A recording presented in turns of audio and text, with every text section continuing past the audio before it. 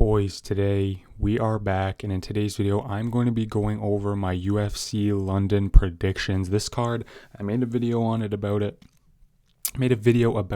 a few weeks ago saying this is a sneaky banger card. I actually fuck with this card kinda. I like that it's on in the middle of the day. The London crowd's always crazy. The main event is generational. It might be a boring main event. I'll get to that, but the matchup wise is generational. Finally, decent matchmaking by the UFC. So yeah, let's just get straight into it. First fight: Melissa Mullins versus Luana Carolina. The only reason I know who Luana Carolina is because she's the one that got spinning elbow knockout by Molly McCann in London a few years ago. Other than that, I can't remember a single fight she's had. So let's go Melissa Mullins. She has a better record. And yeah, why not? Let's go Melissa Mullins. Moving on. Chanel Dyer versus Ravina Oliveira. I'm going to go Chanel Dyer. I remember her. She came off Contender Series, had an insane scrap, lost the fight, I'm pretty sure, but still got signed for a good scrap. So I'm going to go her. She put on like a banger women's fight. She actually looked like she went for a finish, looked like she was trying. So I'm going to go Chanel Dyer. I forgot to say what. Give me Melissa Mullins by decision. Give me Chanel Dyer by decision. And yeah. Moving on, we have Shamrock versus Abdul Karim El Selwadi. This is interesting.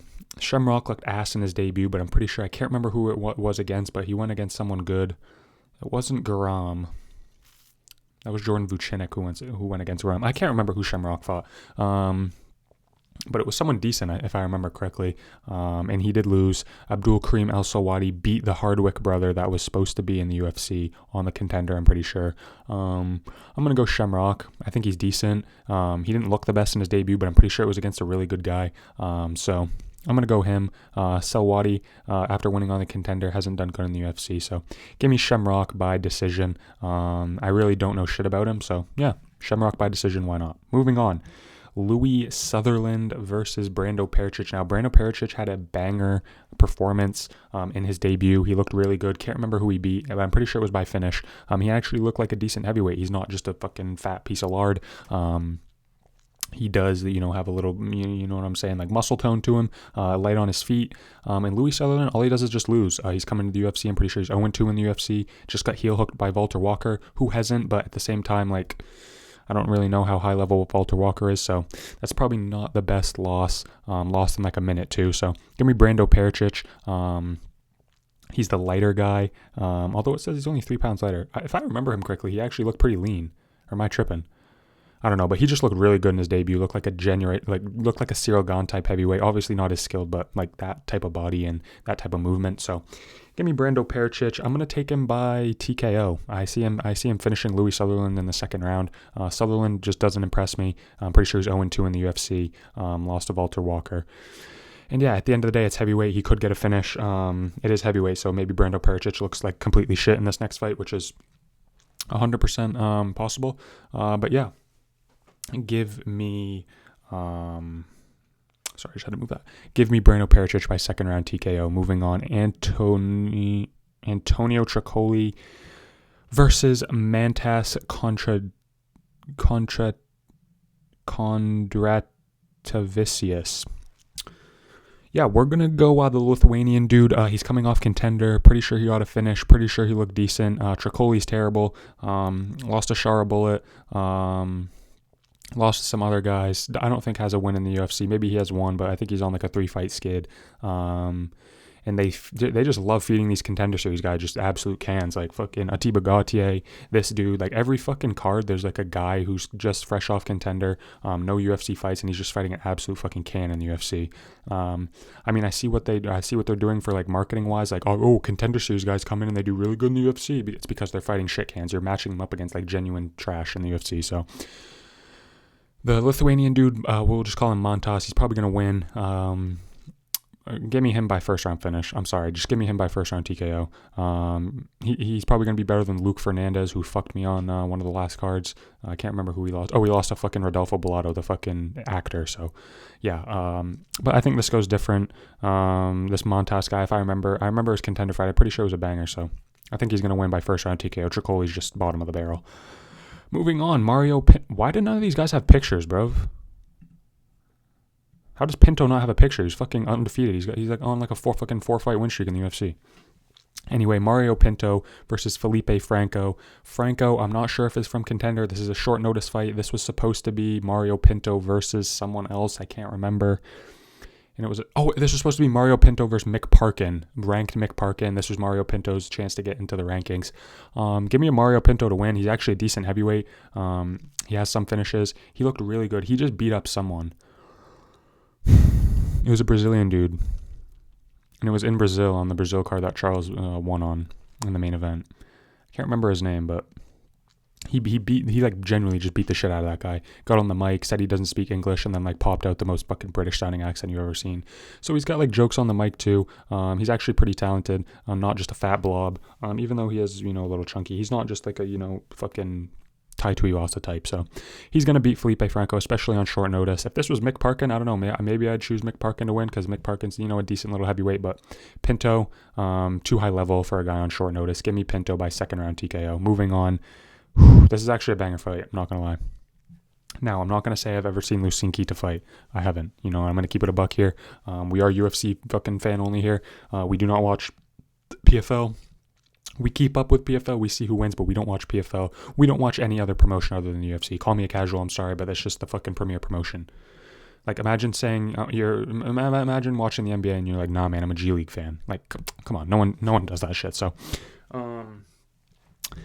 yeah, give me Nathaniel Wood to win this fight. I've never seen Lucien Kita fight. Supposedly he's pretty good. He's only got one loss, and that was to injury, so he's pretty much undefeated. But Nathaniel Wood's just better. Like I'm not trusting these guys. I've done it too many times. I'm not trusting these guys coming from other promotions. I'll trust you if you come off Contender and you're fighting an absolute can, but I can't trust you coming from like a Bellator, a One, a fucking Octagon. What else? A fucking PFL. I don't even know if I said that, but I can't remember exactly where Lucien Kita's coming from. I think it's Octagon, or what's the other one in Poland? War or something? I don't know. He's coming from somewhere. And he's supposed to be pretty good, but I'm not. I'm sorry. I'm not doing it. I can't do it. I can't pick a guy coming outside of the UFC that people have hyped up. I mean, look at Patchy Mix. Look at fucking Pitbull. Look at all these guys, bro. Look at Chandler. Like, all these guys coming from fucking other promotions. It's like, look at MVP. MVP hasn't done shit in the UFC. I just can't trust him. So I'm going to go Nathaniel Wood in this one. And I'm going to go Nathaniel Wood by decision. He doesn't get a lot of finishes. He does get dropped a lot, so I am concerned about that. I guess this guy, Kita, has some good power. So maybe that might happen. Maybe Wood just gets like sparked out in the second round, which is, always plausible because Wood wins like three good fights in a row and then drops one. So hopefully Wood fucking wins, and Wood is the most disrespected UFC fighter on the roster. How many fucking times is he going to fight an unranked guy before getting in a ranked contender? I don't think the guy's ever fought a fucking guy in the top 15, bro. Like, genuinely, give this guy someone like fringe top 15 or in the fucking rankings. The guy fights fucking 2 to 3 times a year, and he always fights like good people, just like outside of the rankings. Like, give the guy a fucking fight in the rankings if he wins this, all right? Give me Nathaniel Wood by decision after getting dropped, and it's a close 29-28. Moving on, Mason Jones versus Axel Sola. I do have Mason Jones. Mason Jones was really bad in the UFC. Took some time, went back to a different promotion, came back, and he's looked good. He beat Jeremy Stevens in an absolute barn burner, showed that he has a chin, showed that he has UFC level. He got another win too. I can't remember who it was against. Pretty sure it was Balaji Aki that he fought, did win. So those aren't the best names, but he has UFC level. And Axel Sola, he was this hyped up guy, got a finish on the France card back in September, but nothing impressive. I don't remember anything impressive from that fight. Pretty sure he fought an absolute can, maybe like Gabriel Miranda or some shit like that. Yeah, wasn't impressed with Axel Sola at all. Mason Jones has looked good, has had some good victories recently in the UFC. So give me Mason Jones. Give me Mason Jones 29-28, maybe just 30-27, just shuts out Axel Sola. Like I said, Axel Sola, not impressive at all. And Mason Jones has had some good victories in the UFC recently. So give me Mason Jones. Moving on. Oh, main card, and I don't know who either of these fuckers are. Curtis Campbell versus Danny Silva. I'm going to go Curtis Campbell. Obviously won on the Contender Series, puts his hair up in a funny bun, and he's getting pink shorts just like O'Malley. So I think the UFC's behind this guy. Funny accent from Liverpool, I'm pretty sure. So they call him like Pink Panther or something like that. So that's why he has the pink shorts. But yeah, obviously the UFC's getting behind this guy. He's the opening of the main fucking card, and I've never heard of him other than his Contender Series fight. Danny Silva, don't remember shit about him either. And he's probably ass, so they just give these Contender Series guys just winnable fights. So Danny Silva, sorry, I don't know you. You're probably fucking, I'm sorry, I'm not a fucking casual that knows fucking Danny Silva, all right? I'm sorry. I'm not going to act like I know.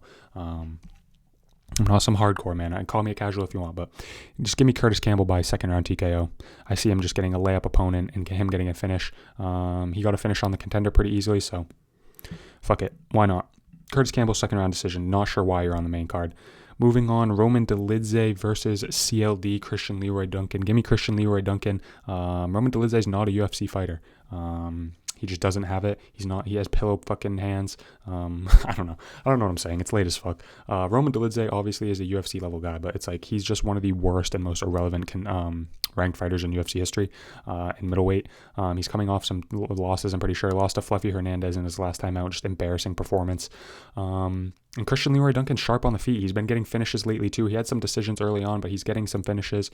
Just knocked out a Brazilian dude, Marco Tulio. That was a nice little fight they had, back and forth. Christian Leroy Duncan, nasty. I'm pretty sure it was a spinning back fist, I think, or spinning back elbow, and then ground and pound for a TKO. So Christian Leroy Duncan's looked good, gotten finishes, had I think like one little slip up in the UFC, but has looked good, bounced back. And Roman Dolidze, man, holy shit. I just don't think he has it anymore. Christian Leroy Duncan, this should be a TKO. And I'm going to go TKO in the second round. Roman Dolidze, I just think he's washed, doesn't have it anymore. And yeah, this should be like the third fight. I don't know why that's all the way down here. I don't know why this fight is above that one, but sure. Iwo Baranowski versus Austin Lane. Obviously, Austin Lane, terrible at fighting. I'm sorry, Austin Lane, you're probably a good guy. You just don't have it, UFC-wise. You're probably like a good little Bellator or PFL guy, but UFC, I'm sorry, you're just not UFC level. So Iwo Baranowski's probably going to light you up in the first round. I'm going to go first round TKO for Iwo Baranowski. Obviously, this guy had a banger fight with Ibo Aslan. That fight was genuine fireworks for like the minute and 30 seconds it lasted. Both guys just swinging, fucking dumb, just literally just like no defense, just absolutely swinging. It was cinema. And Iwo Baranowski found Ibo Aslan's chin, put him down.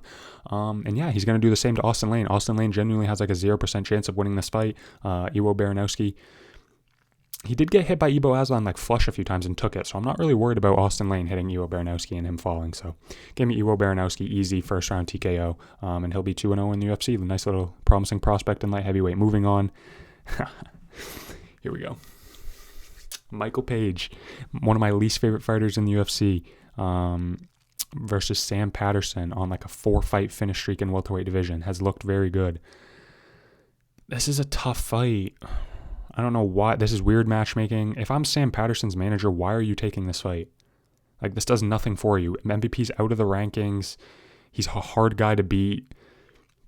He does enough just to win, not to lose. So he's probably just going to be skating around the fucking octagon. Like, this is all MVP does. He moves around the octagon for 5 minutes and then lands one flashy like knee or punch and then like celebrates after and wins the round. This dude lands like 5 strikes a fucking round. Sorry, a fight.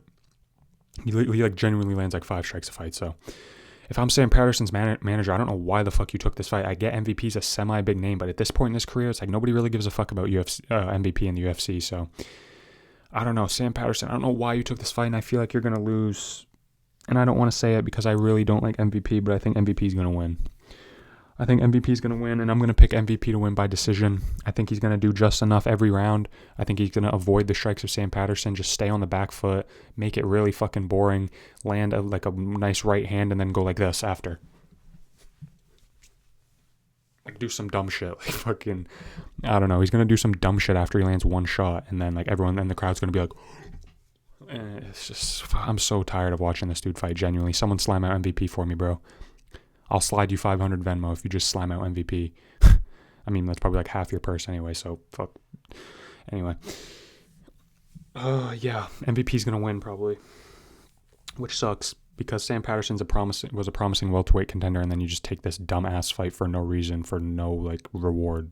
There's no reward in fighting MVP. If you beat him, it's like you're going to have to use grappling. I guess Sam Patterson can go to the grappling. He is a decent grappler. But I don't know, bro. I'm just like just seeing this fight is just pissing me off because I'm gonna have to watch an MVP fight, and he's genuinely so annoying to watch. I don't understand how people can be MVP fans and like be fans of his striking, bro. It's genuinely so hard to watch. It's so fucking hard to watch. I hate it. I'm not gonna lie. I genuinely hate it. But MVP's gonna win 29-28, maybe probably 30-27. Land like 5 strikes the whole fight. Like I'm being serious. The guy's going to skate around on the back foot, land like 4 leg kicks, and land like 2 right hands, maybe a flying knee, lands on like the fucking collarbone or something. And he's going to emote after, and he's going to win. And he's going to say, I'm the most dangerous guy in the division after going to another decision. And yeah, MVP 30-27, sadly. Someone, Sam Patterson, please. Like, genuinely. I'm rooting for you, Sam Patterson. Make us proud, all right? Moving on, co-main event. Holy shit. I said this card wasn't bad, and when part of the reason I said it wasn't bad is because I thought they were going to switch up the belt order and like make it make sense, but they didn't. So Luke Riley versus Michael Aswell. Don't remember a single Michael Aswell fight. Luke Riley's fought once in the UFC, got a TKO or like a KO over Bogdan Grad. I think it was like a left hook. Good TKO, but you've had one fight in the UFC and you're a co-main. I get it. He's Patty's dude. They're trying to build him up.